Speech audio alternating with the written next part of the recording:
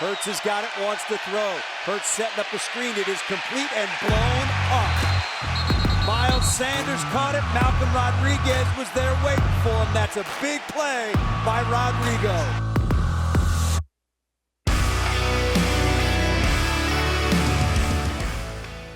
Welcome to the 20-Minute in the Huddle podcast presented by Microsoft. It's the post-game edition. As always, PJ Clark is sitting in with me here at Ford Field. And unfortunately, PJ, we got to talk about another Detroit Lions loss, their fifth straight, dropping Sunday's contest to the Miami Dolphins 31-27. And again, we're talking about another game that the Lions could have won, but really just couldn't make the plays at the necessary times to come away with a win. A really good first half again. And then the second half, a lot of the same issues that have been prevalent during the 5-game skid came up once again. Yeah, and, the Lions don't score for 2 weeks against New England, and score a touchdown, I should say, against New England and Dallas.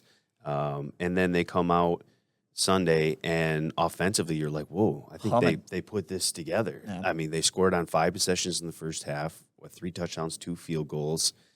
Should have had a touchdown to end the game, but, a drop pass by Josh Reynolds ended up being a key play in the game. But you thought at halftime, wow, they're humming 326 yards in the first half, 27 points. Okay. Ben Johnson fixed it. Whatever it was, they figured it out. And then they have 3 possessions in the second half. They gained a total of 67 yards, score 0 points, and allow Miami to come from behind and win this game after having a 27-17 lead at halftime. And it's self-inflicted stuff, right? I mean, you have 2 false starts and a hold on your first possession of the third quarter, and all of a sudden you're at 1st and 30. Yeah, anytime you're in 1st and 30, no one's picking that up. Well. Yeah, I mean, what's the percentage of that? It's got to be 3% in the league.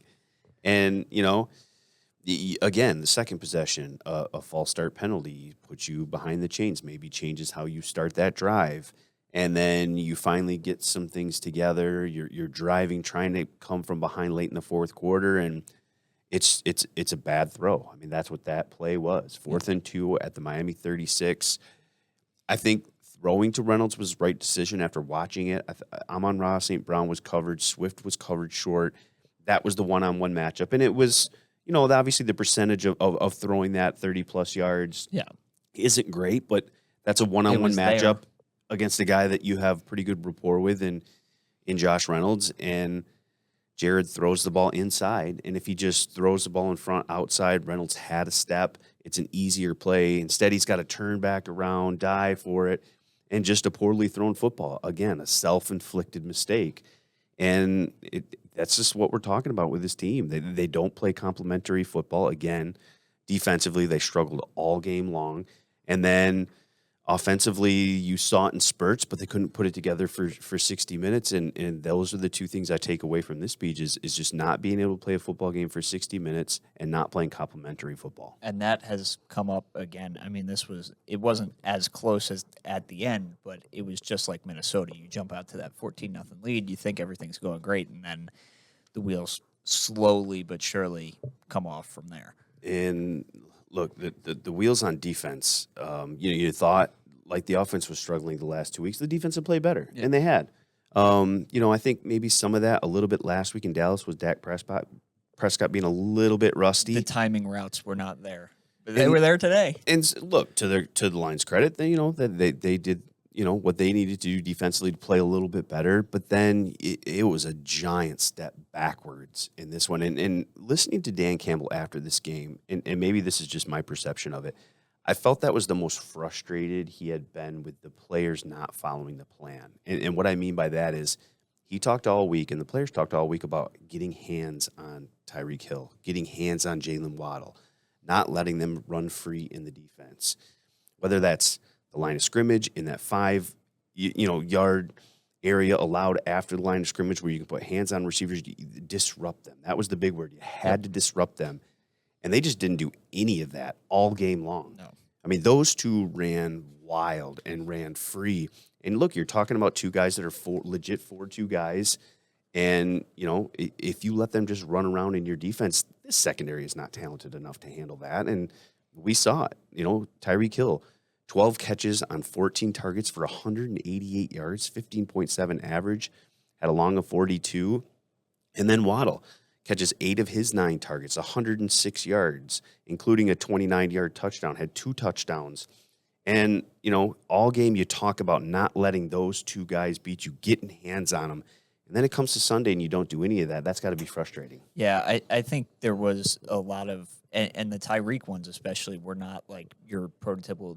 None of that was yak. He just got open, and they were there to make the play as soon. Like the one Amani took his legs out from under him. I believe that was the 42-yarder, which was the longest one there, but just got behind you for a step. And once Tyreek Hill gets behind you, it's pretty much over for anybody. But a lot of it was just, you had to divert him off the line, and nobody really did that in the end. No, and Miami fumbled on their opening possession, and good on Kirby Joseph to get a forced fumble for the second straight week. Malcolm Rodriguez picked it up. The rookies, again. Good for the young guys to see where they're making plays. But then next 5 possessions, Peach, 4 touchdowns and a field goal for Miami.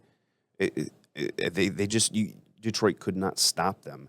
2 sacks in this game, one by Malcolm Rodriguez and one by Juju Hughes. Nothing from the defensive line. Nope. Did an all right job stopping the run, I thought.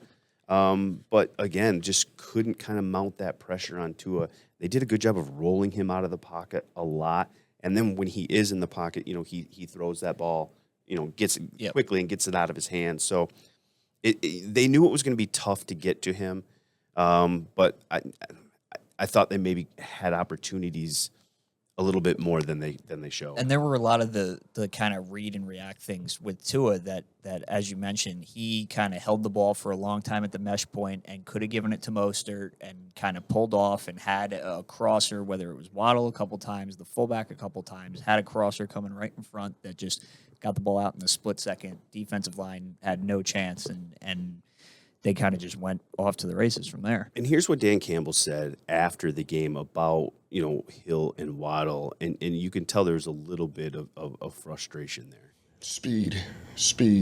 We didn't handle their speed well. We didn't get under those windows. Tua did a good job of playing with rhythm, getting out of his hands, and, there was fine. He would up and then kind of pump and then find the second window. We just did not. It's a lot of it is why you have to try to disrupt these guys, whether they're on the line and some of that fast motion. If you're a flat player, you got to try to hit them a little bit because if you allow them into the defense, we got problems, and they're too fast. So we just didn't handle it well. Yeah, and there was a problem.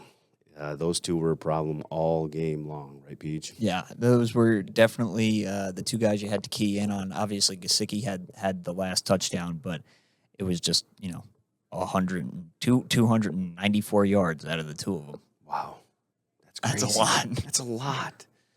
And 2 touchdowns and 20 catches. It's just that was their offense.